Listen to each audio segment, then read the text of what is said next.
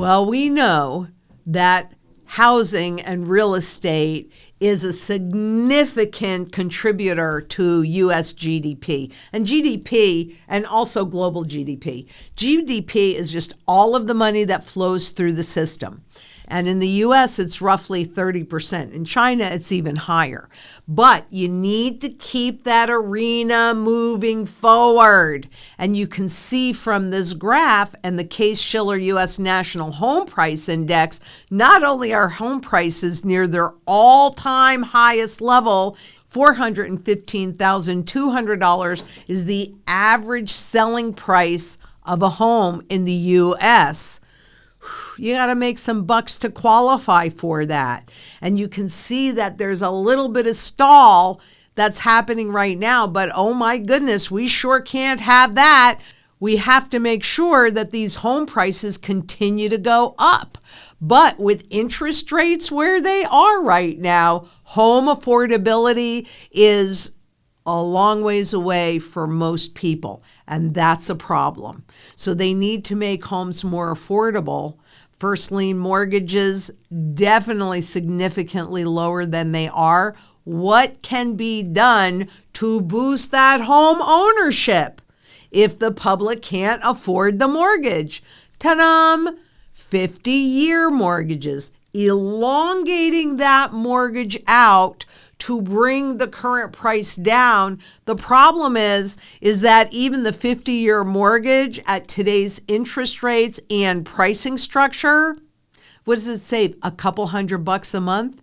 It doesn't really mean anything. There is no balloon set in this proposal, by the way, because I know somebody was talking about there being a balloon in it. There isn't, but a 50-year mortgage.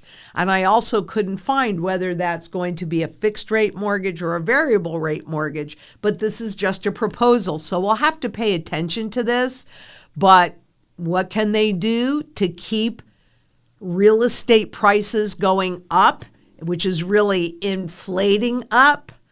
They can elongate the mortgages. So stay tuned. We'll keep our eye on this, but don't be suckered in. Although if it's a fixed rate mortgage for 50 years, you can use the same exact strategy as the U.S. government uses on its debt, which, and this is part of the sound money strategy, is to repay that debt with dollars that have no value. How do you do that?